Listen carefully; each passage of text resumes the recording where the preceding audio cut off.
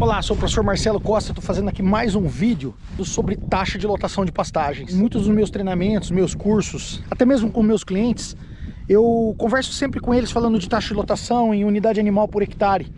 E o que acontece é que o pessoal tem uma dúvida muito grande em relação a quanto que cabe de taxa de lotação em um determinado pasto. Então eu estou aproveitando as minhas viagens, a minha própria rotina de trabalho, para gravar determinadas situações em que eu estou olhando as pastagens e falar assim, olha, isso aqui eu estou estimando mais ou menos uma taxa de lotação, uma determinada taxa de lotação para começar manejo.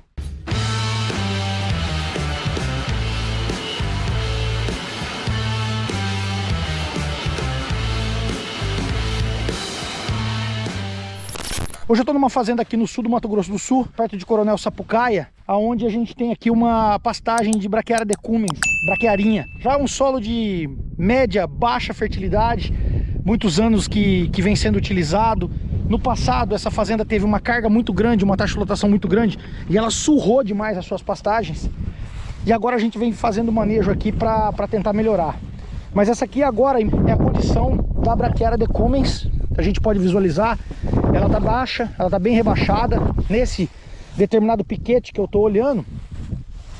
E o que eu quero colocar aqui como observação, qual taxa de lotação que eu colocaria aqui nesse setor de manejo para começar então o meu trabalho. Bom, uma pastagem que nem essa, que ela tá em plena época de crescimento, chuva, tanto que hoje tá bem nublado.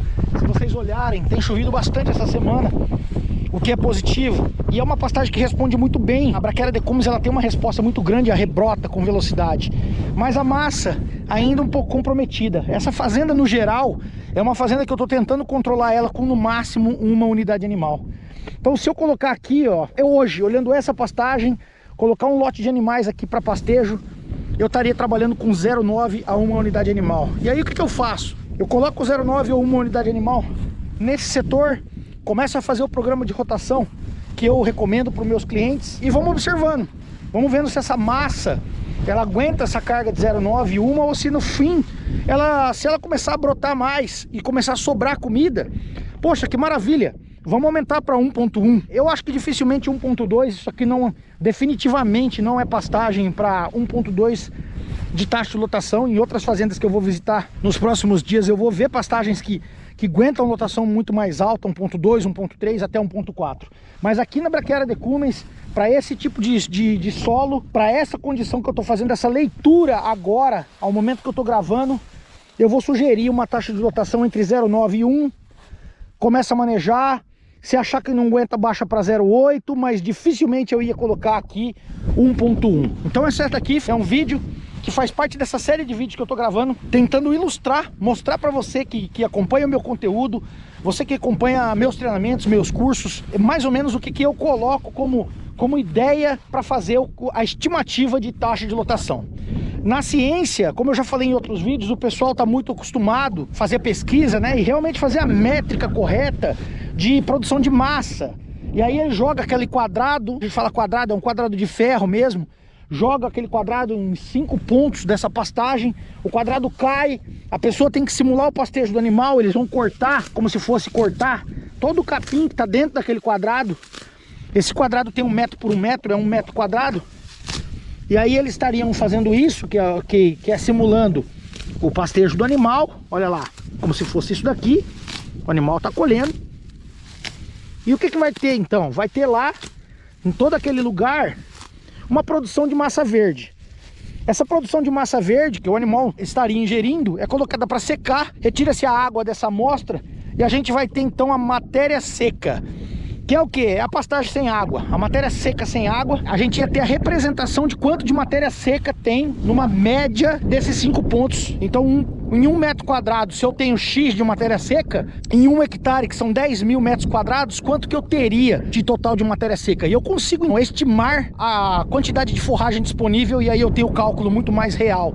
Mas isso daí é muito bonito na ciência, eu não faço isso daí na prática de campo. Eu olho uma pastagem, eu estou muito acostumado a olhar uma pastagem e falar, poxa, acredito que aqui caiba 08, 09. Quando eu tô dando essa sugestão da carga, eu sou um pouco conservador. Eu prefiro errar sobrando pasto do que errar fazendo os animais perderem peso. Isso é uma responsabilidade muito grande de quem trabalha com planejamento, de quem trabalha com consultoria, é não colocar seu cliente em risco, não colocar a fazenda dele em situações em que ele vai falar, poxa, a gente errou e hoje eu perdi dinheiro, eu tô tendo que comprar ração, ou situações como essa. Então eu sempre faço uma programação, uma estimativa com uma margem de segurança muito grande. A gente começa a rodar e aí sim entra a grande parte do que eu preconizo como treinamento, que é justamente dentro do treinamento ensinar o capataz, o gerente, o próprio proprietário a fazer a leitura do pasto, a resposta do pasto em relação ao manejo do lote dos animais, a quantidade.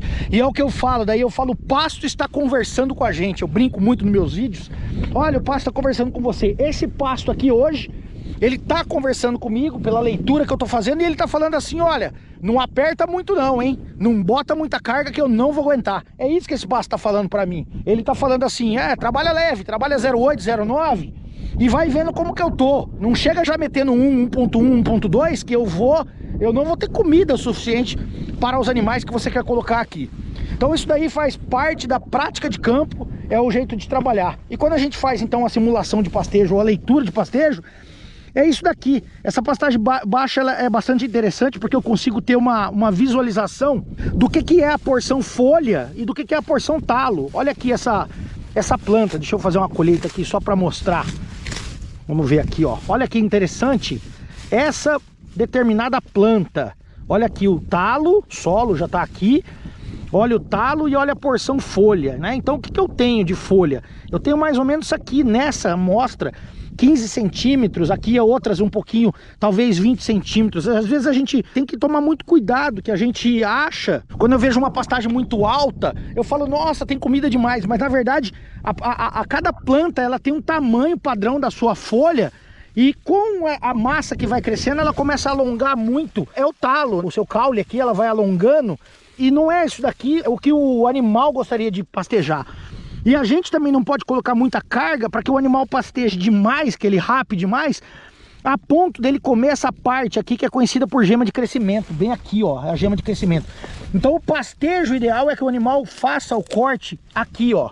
E ele deixa a gema de crescimento, ele preserva o ponto de rebrota da planta, porque a rebrota vem de dentro, essa lâmina que está crescendo. Então quando o animal for pastejar, ele vai cortar aqui e ele vai cortar aqui. E aí uma nova lâmina vai continuar crescendo aqui dentro.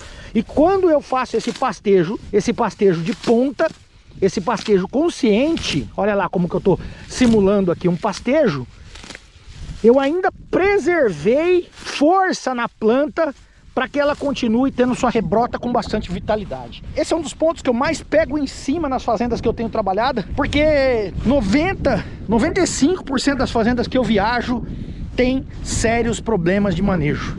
E quando elas têm esse problema de manejo, ela acaba prejudicando o potencial da sua pastagem, prejudicando o potencial de transformação de produção de pasto em carne, e a produtividade então dessa fazenda fica mais baixa. Produtividade de carne. E se a produtividade de carne fica mais baixa, não tem jeito. A produtividade de dinheiro também fica baixa. Então, erros grotescos no manejo de pasto vão causar uma bola de neve, uma sequência de problemas chegando à descapitalização do produtor. Fica a dica.